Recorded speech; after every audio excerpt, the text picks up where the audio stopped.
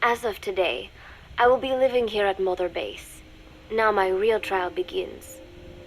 Zadornov was paying my room, board, and tuition, but he has since been captured. I told the man that with no more money from the KGB, I could no longer afford school. He bought my story, and when I said I would be willing to work, he took pity on me and let me stay. For some reason, Miller really pled my case. That was helpful, but the man is still a fool. His men are no better. They think their training makes them strong, but that kind of strength is nothing in the face of true power. And better yet, they wait on me hand and foot, believing I am just a schoolgirl. Looks like I won't be working too hard after all. Just today, while scouting out the living quarters, I saw a group of them in the corner of the deck making a fuss. Going over for a look, I saw they were feeding a kitten. A bunch of grown hard men, and they're the ones acting like schoolgirls. Look, isn't he cute? What is wrong with them? Disgusted, I just nodded and smiled. I must stay in character after all. I indulged their chit-chat for a few moments. Then one of them asked me to give the thing a name. They had just taken it from its mother. I named it Nuke. I improvised some nonsense about how our compassion for living things can help prevent wars. The men gave me a little fish. I held it out in my palm and the kitten happily ate it up. What a pathetic, feeble creature. It sickens me. Today, Chico invited me to go fishing with the soldiers. I suppose finding one's own food does have its merit, but I prefer not to be involved in such a degrading task. And their prattling on about fishing being fun is nonsense. I'm not here to find playmates. Nevertheless, distasteful as it was, I went along in order to maintain my cover. Chico thrust a fishing pole into my hands, and we went up onto the deck where several soldiers had gathered. They welcomed us warmly. With so few women aboard Mother Base, I'm treated like a princess. No one suspects I am neither a teenager nor a student. It was nice and sunny, with a gentle breeze and waves. As I cast my line and waited for a bite, the soldiers began to ask me all sorts of questions. As always, I answered according to our predefined scenario, feigning a smile. As I sat there feeding them lies, the fish began to bite, and the soldiers began to focus on their prey. Chico had his bait stolen by a fish, and got so angry that he stood up and nearly fell into the sea. Everybody laughed. It almost made me want to join in too. At some point, I got a bite myself. The instant after I felt that first gentle tug, the fish yanked the line with astonishing strength, and I let out a cry of surprise. I thought he was going to be huge. It was my first time fishing, and I was a bit flustered, so the soldier beside me helped by supporting the pole from behind. "Reel it in," they shouted. I nodded, turning the handle as fast as I could. I wondered what kind of fish lived below the surface, and thought back to the deep sea dives I had to do as part of training. Those were difficult days, but I remember finding the multicolored fish gliding through the water incredibly soothing. After a hard fight, I pulled it up. To my surprise, it wasn't even half a vara, rather anticlimactic. But I wasn't doing it for fun, so I wasn't the least bit disappointed. Nook was hovering nearby with an expectant look on his face, so I gave the fish to him. All in all, a thoroughly wasted day. Preparations are coming along nicely. No one suspects me of being the one to let Zadornov out of his cell. Today, Amanda and I taught Cecile how to make gallo pinto. It is a simple home-cooked dish consisting of black frijoles mixed with arroz. It is well known throughout Central America, not just in Costa Rica, so it is no surprise that a Nica like Amanda would be good at making it. But I was raised in the States from a very young age and can hardly even remember my mother's gallo pinto. Having to make chit-chat with that clueless bird lover and the so-called revolutionary was excruciating. And, clueless or not, I wanted to be especially careful around Cecile, the one who actually recorded that tape. Thankfully, Miller and his men seemed to believe I mistook the tape I found for one my friend made. In any case, one can never be too careful. Anyway, the three of us minced garlic and herbs, then cooked them in a pot with frijoles we'd soaked overnight. While waiting for them to cook, we sautéed onions and arroz in a frying pan. Cecile worked the frying pan according to Amanda's directions, but seemed a bit glum. She does have a knack for cooking, though. She is French, after all. We added water to the pan and watched the arroz begin to steam. While we waited, Amanda shared memories of her mother with us.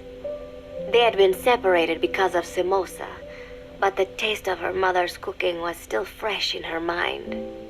When the frijoles were ready, we drained the water, stir-frying them with the rest of the vegetables. Quite a complicated process for home cooking. Nonetheless, it kept them occupied. The longer we sat and talked, the greater the chance of my arousing their suspicions. With women, it is not enough to just bat your eyelashes and giggle. It takes a lot of effort to divert attention. When the arroz was done cooking, we folded it into the frijoles and added salsa, stirring the mixture as it simmered. At this point, for some reason, the conversation turned to romance. Why does it have to be that way whenever women get together and chat? Cecile fancies herself to be well-versed in such matters, and gave Amanda all sorts of advice.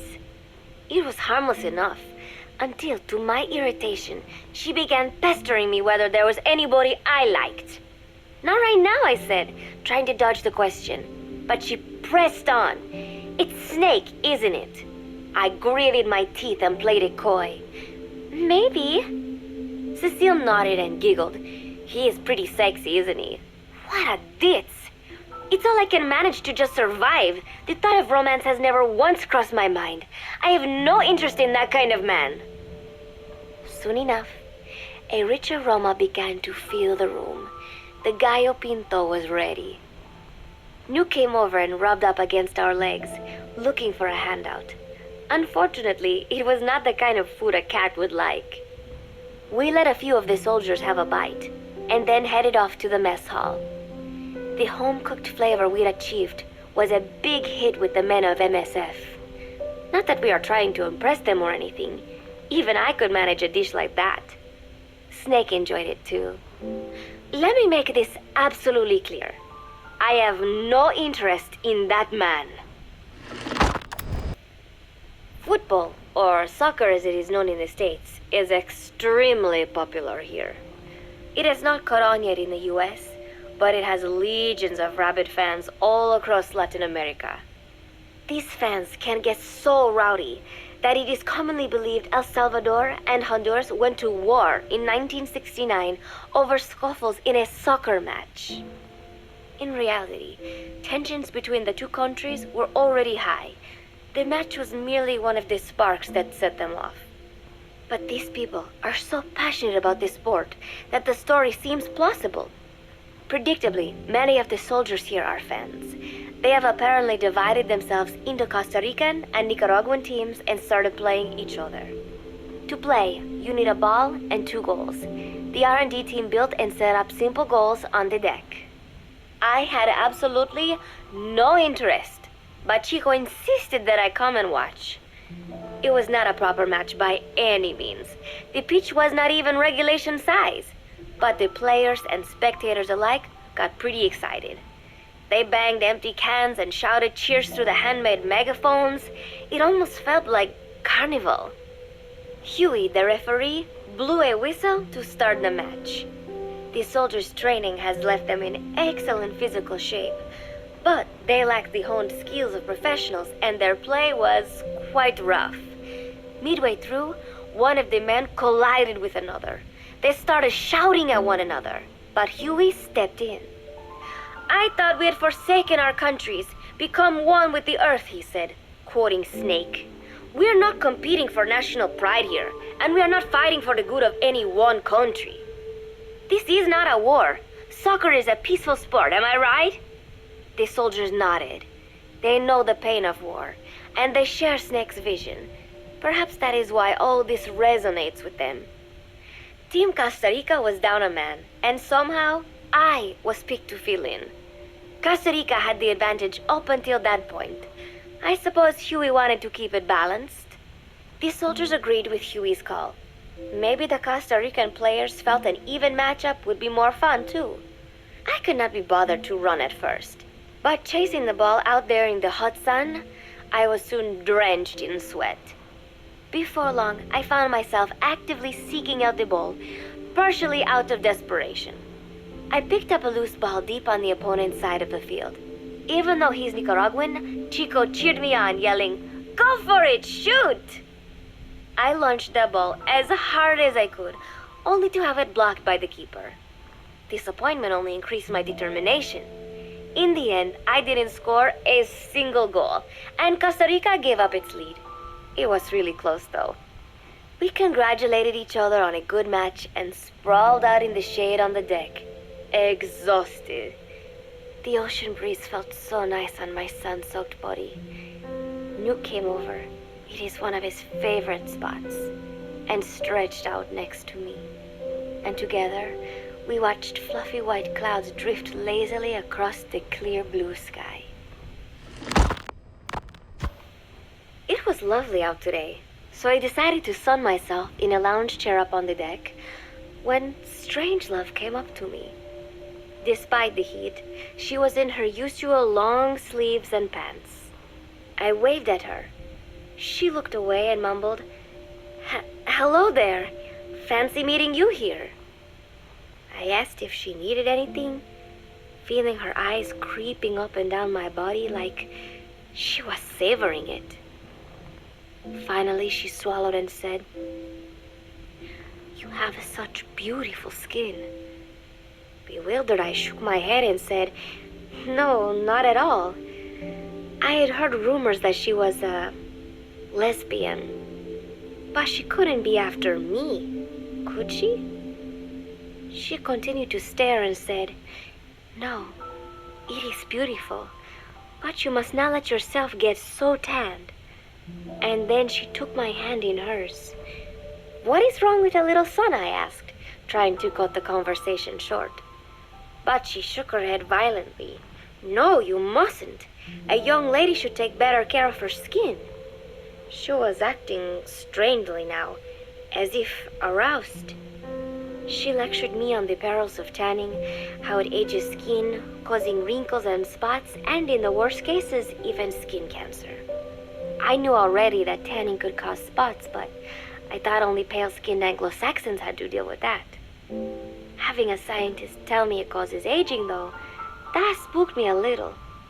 If I am to keep playing the teenager, I will have to start paying more attention to my skin. Sensing my anxiety, she took a small tube from her pocket. She said it was the sunscreen she always used. She told me to keep it. I didn't know what to say. I was more than happy to take it, but exactly what were her intentions? Was she merely being nice? Or is she really into me? Either way, there was no reason to refuse, I suppose. I have undergone training. An out-of-shape woman does not pose any real threat to me. Having power means not being afraid. It is the same on a global scale. A country with nukes can dictate terms to a country without them. I thanked her and took the tube. Then she offered to put some on for me. She squirted some lotion onto her fingers and began rolling it into my chest.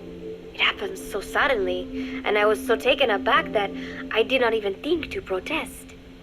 She caressed my stomach with her long white fingers, then slid them upwards between my bikini-clad breasts.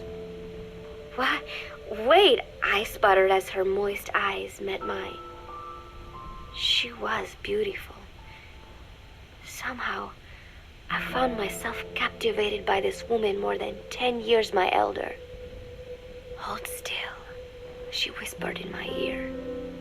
I nodded silently, unable to refuse. My body went limp, motionless, as if in a trance. Gently, carefully, she rubbed the lotion all over my entire body. I shouldn't have enjoyed it, and yet I could not help myself. For a moment, I was spellbound. That woman is dangerous. I had better watch myself. Protecting one's health is an important part of any agent's job. But despite my best efforts, I have caught a cold. Now that I think about it, Mother Base's numbers are on the rise, with soldiers coming from all different places and backgrounds. It is no wonder then that sooner or later someone would bring in a virus. That said, what I have got is just a common cold. The medical team said I'd need a few days rest, so I've been restricted to my room and put on bed rest. I thought I'd gotten used to not having anyone around to relate to, but at times like these, being alone is just miserable. All I could do is lay there and stroke Nook's back, trying to take my mind off how bad I felt. Nook just sat there, not making a sound.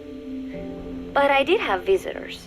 Amanda and Chico, Huey, Cecile, Miller, and a few of the soldiers I've become relatively close to.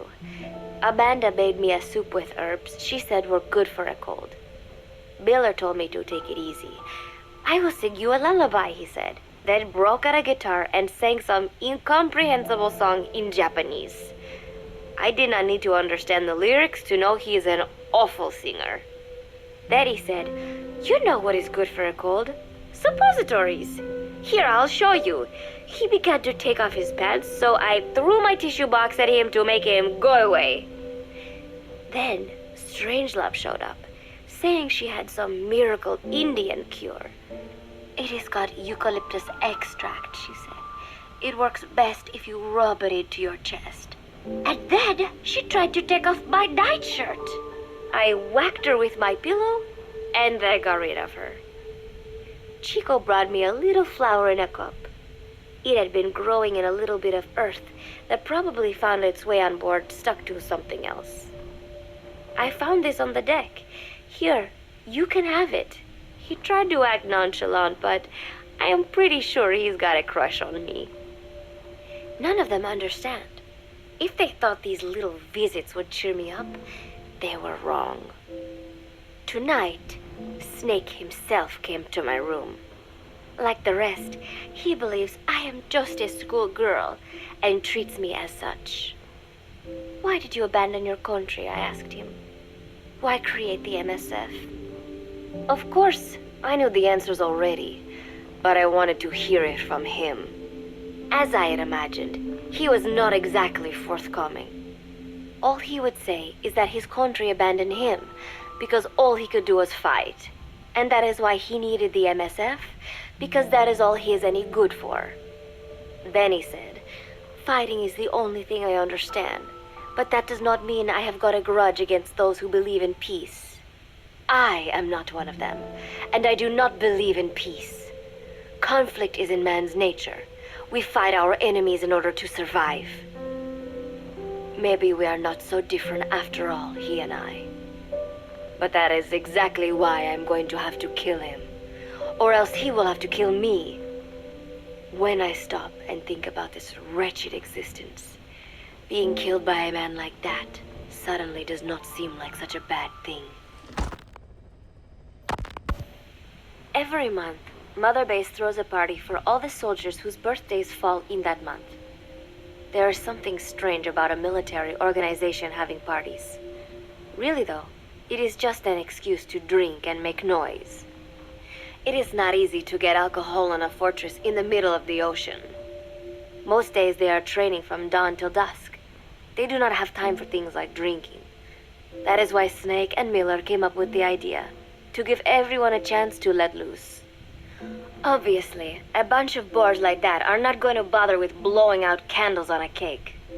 Rather, they sit there in a cloud of cigarette smoke, drink beer, eat meat, tell tasteless jokes, and swap crude insults about one another's hometowns. But it hardly ever breaks out into something serious. They talk up a storm, but they're just having fun. It is funny. You have got members of FSLN rubbing shoulders with the UCLAs, people who once would have considered the other mortal enemies. I wonder if that is what makes Big Boss so popular. In leaving their countries behind, they leave their hatred for other countries too. Miller seemed a little protective of me. Hope they're not being too crude, he said. But soon enough, he too was drunk. He yelled, "Come here and take a look at the real Kazuhira Miller," then dropped his pants and mooned everybody. The other soldiers burst out laughing. I have never seen such a crude, ridiculous party before. And yet, all these people, laughing and acting the fool. Is this what they call peace? For some reason, I began to think about all that has happened since I came here. Fishing with Chico, cooking with Amanda and Cecile, playing soccer, having visitors when I caught a cold. When I stop and think about it, my time here has been the most peaceful of my life. But that is about to end. I cannot imagine he will be willing to negotiate. It seems I am to fight the legendary Big Boss. I do not know if I'll be able to beat him. But if I have to choose between death and defying Cypher, I will gladly choose death. The thought of dying does not scare me. But if I disobey my orders, the fear and despair awaiting me will be far worse than anything I can imagine. It was Cypher who took me in as an orphan, gave me food and a place to live.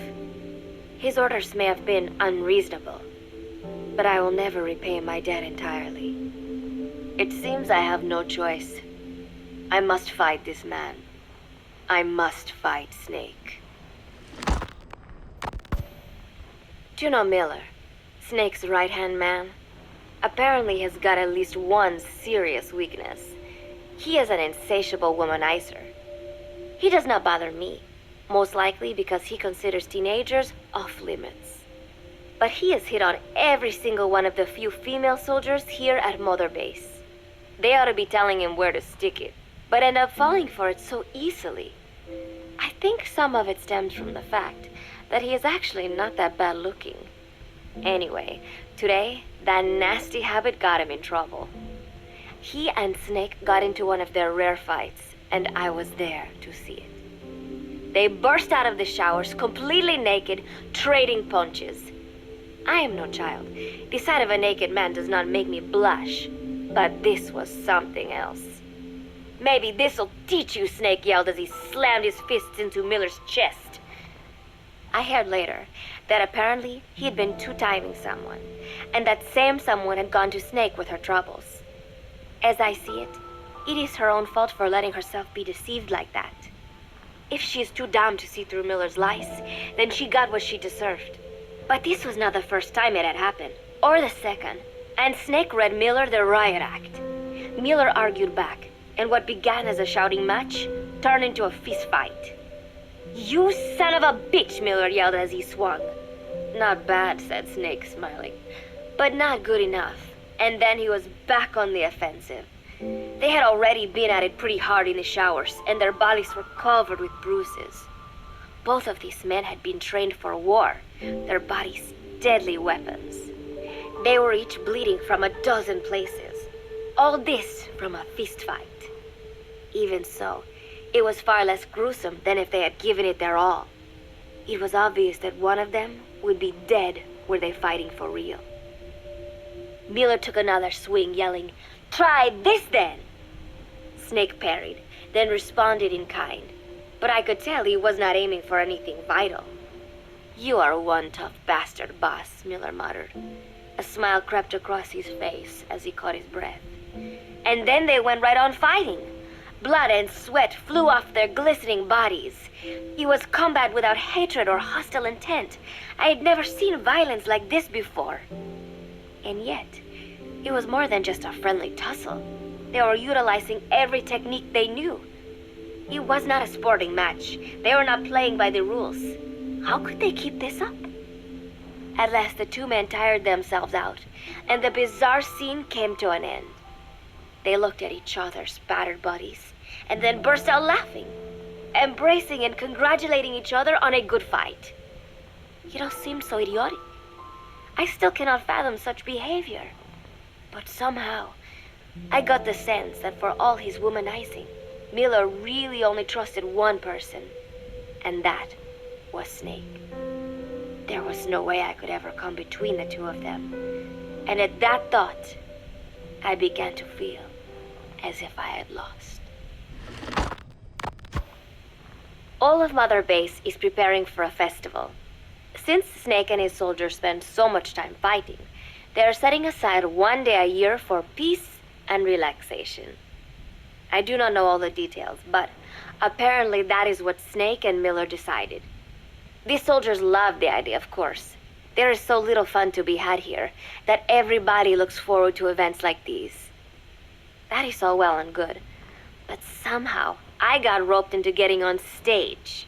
Come on, we even both have peace in our names, said Miller. And Zadarnov, that old Ruski's name, has something to do with peace too, right? Hey, as long as we're having a day of peace, we ought to get an act together. The 3-piece band. I thought he was joking.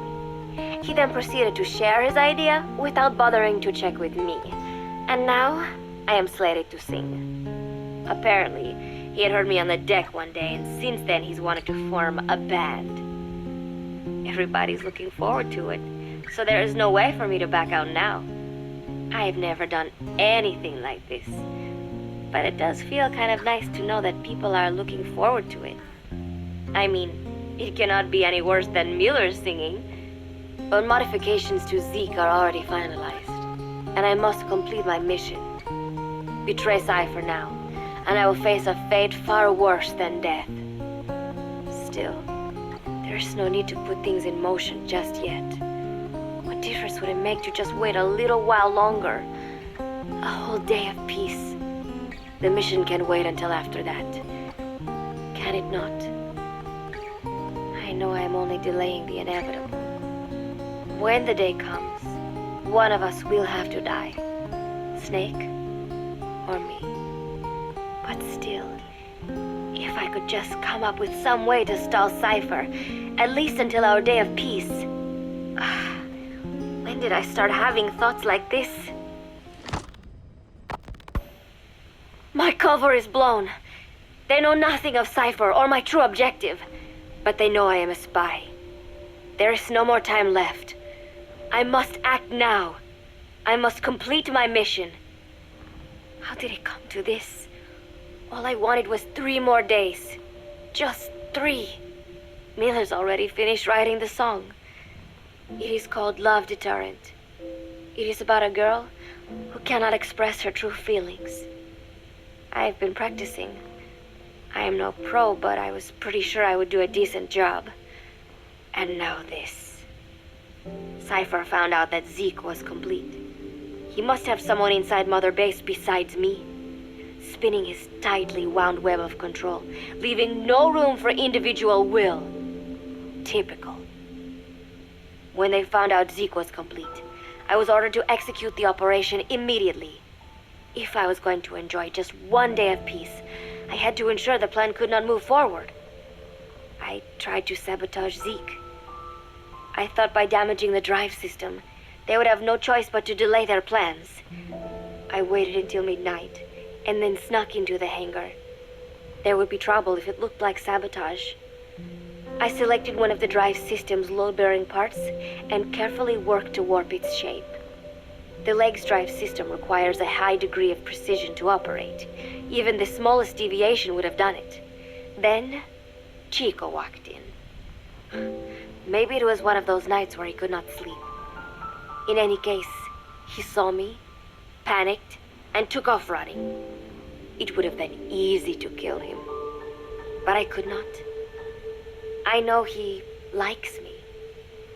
It is not as if I would ever have an interest in a child like him, but I could not pull the trigger. Not at him, not in the back. Will he tell them? Or is there a chance he will keep it a secret? Protect me? No. He knows now. Knows I am not who he thought I was. He ran without even questioning what I was doing. There is no chance he does not know. And soon, all I have built here will end. And if Cypher has another agent among them, if he finds out I tried to sabotage Zeke, this place will no longer be my heaven. Then it is settled. I make my move now. Chico walked in before my sabotage was complete, so Zeke should still be operational. It might not run at full speed or power, but I do not have time to fix that. Without Zeke, I do not have a chance in hell of winning. I must act fast before Chico sounds the alarm. I knew it would come to this. I just did not think it would be so soon. It is time, Zeke. Metal Gear Zeke. Activate.